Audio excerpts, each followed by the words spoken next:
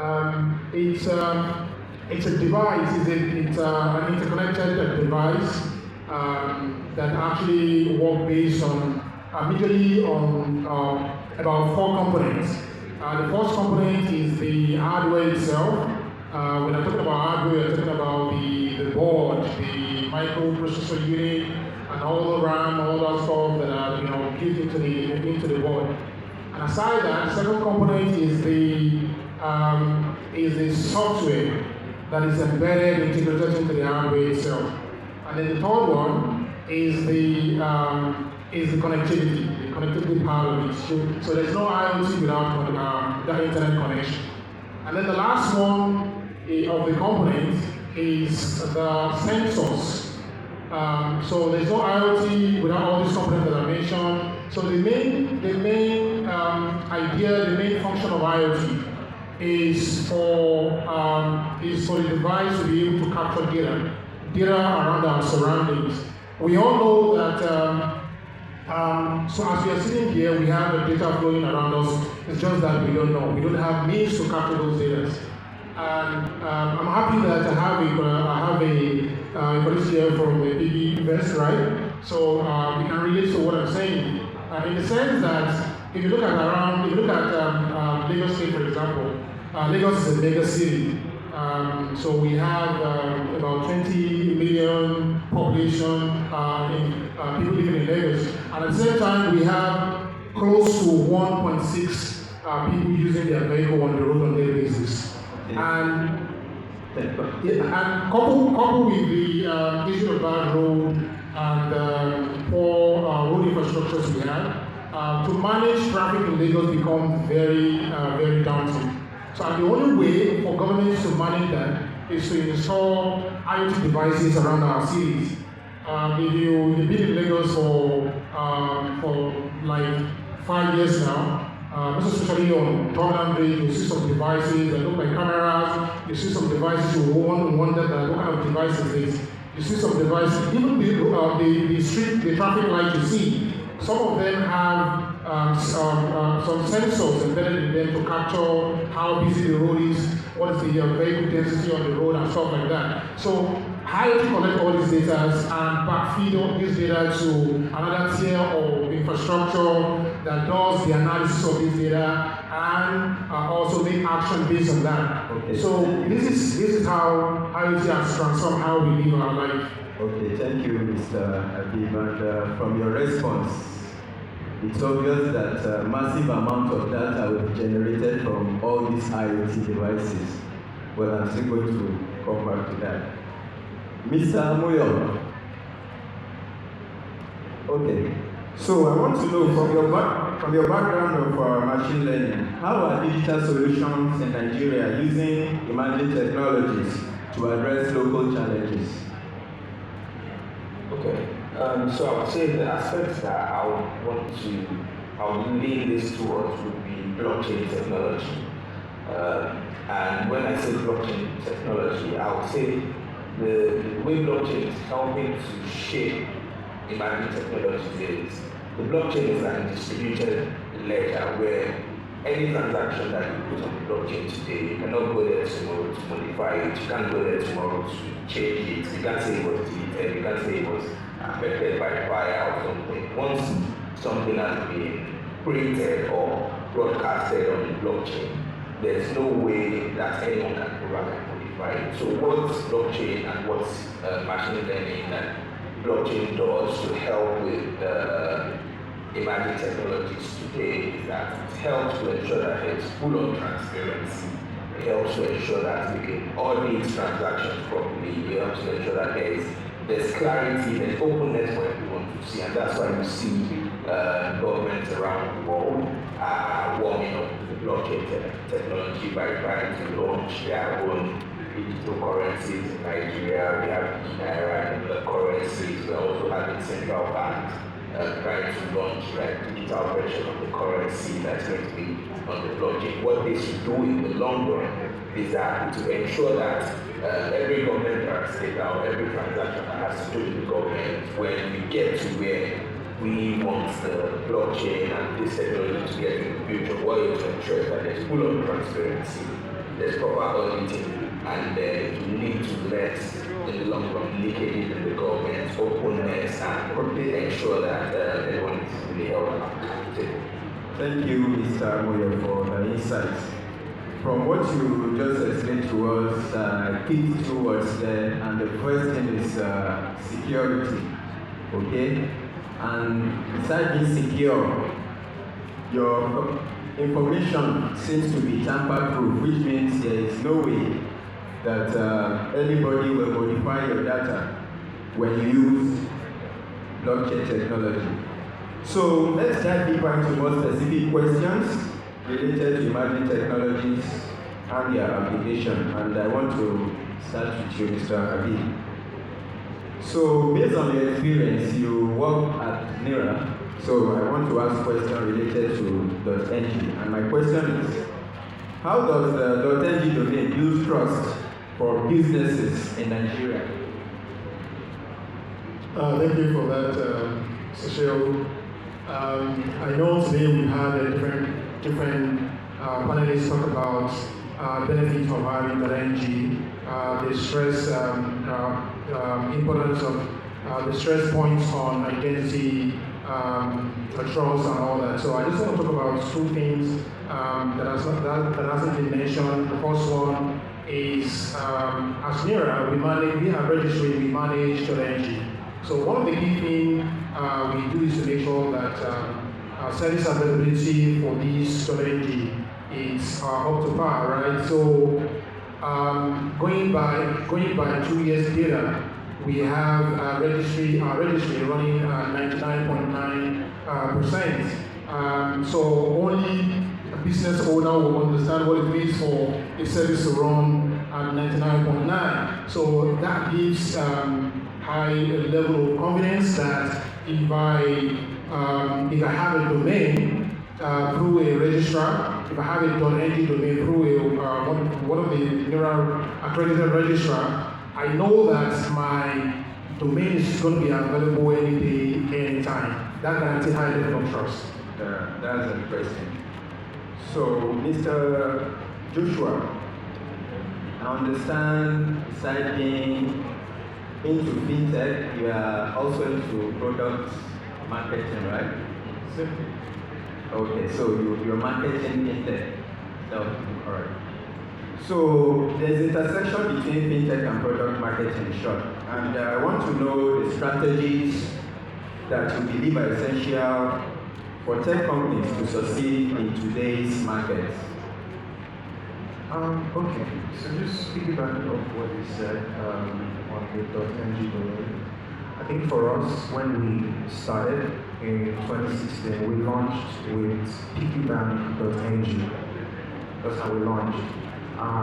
That was a very strong boost for what we wanted to achieve.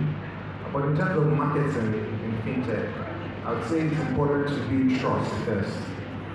Nigeria is generally a low trust environment, which means they don't naturally adopt technical solutions to problems or they don't naturally adopt technical solutions. So you have to go the extra mile into explaining whatever it is you're trying to sell. When we started, we came up with at the time the solution was innovative. There was nothing else in the market that could help you save automatically daily, weekly, or monthly, and pay you interest while at it. So it meant that users had to link their debit cards to a website. In fact, when we started, we didn't have an app. We just started with a website. So it meant that users had to link their debit cards to a website. That website would debit from their bank accounts and give them back their money at the end of, after 3 months. That was very risky. A lot of people frowned, upon it in the beginning, but I think the one thing that we got very right, very early on is how we tell our stories, how we communicate. So from the very beginning, as we started, we were constantly communicating, we were out there.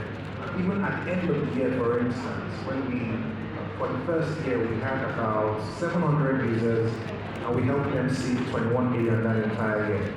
I remember we sent an email to our customers telling them this is what we did, and they were very happy. A lot of them started to tell their friends about it. and then you continue to grow. So building trust is one thing, and I recommend a lot of storytelling. Very, very important. Also, creating a product that actually works, right? And I think we have a thing for, mediocrity generally in Nigeria, but I think you can easily stand out when the product works and also when the service is great. Now, it's one thing for your product to work. We understand that nobody's perfect. There will be issues. When we started, there were lots of issues, right? But when people make a complaint or they want to complain about something, your customer service must be impeccable, like extremely important. So whatever business you run, whatever thing you're trying to do, especially fintech, customer service is extremely important. It was so important that we had to create an entire customer service channel on our social media platforms. So I think we're one of the first that had, if you just sent us a DM on Twitter, you can get your issue resolved without having to send an email or without having to call any number. So we implemented all of those channels just to get closer to our users. And what does getting closer mean? You're building more trust. We're in the trust business, right? So you have to pretty much just be out there, put yourself out there, tell very great stories. And after the first year was 21 million, the next year we grew to about 700 million. The following year about 4.5 million. Today, I said that's the first year. Today, every day at least 2.5 billion is being saved on the university. So at every point in time, we're always telling the story. If you go across Lagos, I'm sure some of you must have seen our ads that says over 1.8 trillion paid, right?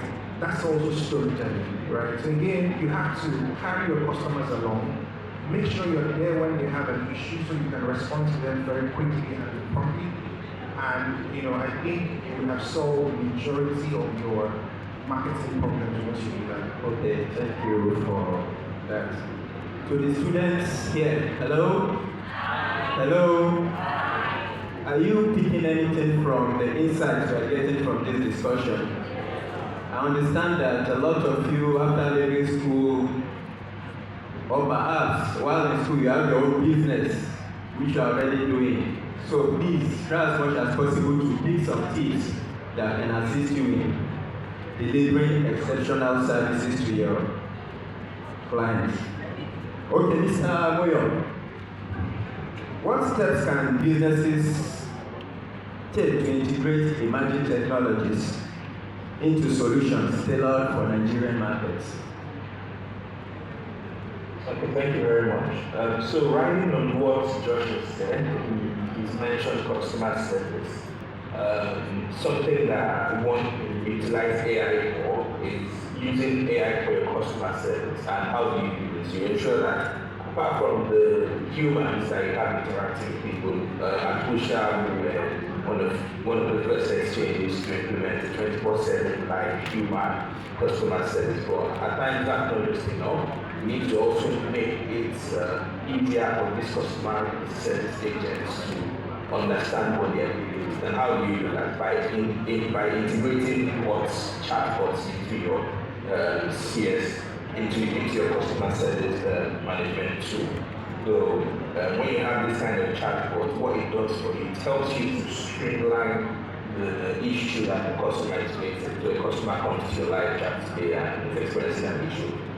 This bot will help you narrow down the issue that this customer is experiencing. So that as soon as an agent picks up that conversation, the agent is able to immediately understand what is going on and prepare a solution as quickly as possible. This, in turn, will reduce the timeline that it takes from the customer issue occurring to the customer issue resolution. On the other hand, another way that you make use of this thing is by implementing blockchain solutions into your businesses. So today in Nigeria, a lot of people can potentially have issues receiving payments from maybe customers abroad or receiving payments from customers in different jurisdictions. But if you integrate like a payment solution that Pusha offers where you can receive payments by crypto, what that means is you're building within the Nigerian government but you're building for a global audience. So you're in Nigeria, you're making shoes in Nigeria, and you're Okay. So let's quickly open the floor for questions. Okay, do we have any questions? Okay. Final words from our panelists. Final words, please. So again, I was here for the other panel, so I had talking about AI a lot. So I think AI has come to stay. It's changing a lot. It's changing how productive we can become. I think that's something everyone here should try and focus on. Implement it in your product, implement it in how you offer services, learn as much as you can learn how to input better prompts. I think there's a lot that can be done. Okay, that's okay. Mr. Abid, final word. Okay, so just continue from where you started. AI, IoT, blockchain, they all need to run on the main. If you want to have this kind of business idea in Nigeria, so I would advise you tie your service to the energy domain. I think that way, so we can continue to build this nation. Okay, thank you, Mr. Abid. Mr. Mo, your final words. I would say you should just move with where the future is going. Of course, everyone has mentioned the same thing: AI, blockchain, IoT. Just make sure that whatever you're doing, you're building for the future. Okay, thank you very much, Mr. Akoyo. It's like we have a question. Thank you, panelists. Thank you, moderator. The questions will be answered virtually for every one of us that ask questions. Just keep dropping them and it will be answered virtually because of time. Okay. Thank you. All right, thank you. So, thank you, Mr. Joshua. Thank you, Mr. Abid. It's my privilege. For your participation. Thank you. Please, a round of applause for our moderator and our panelists. Thank you very much for that wonderful information and knowledge that you just shared. Please don't go anywhere.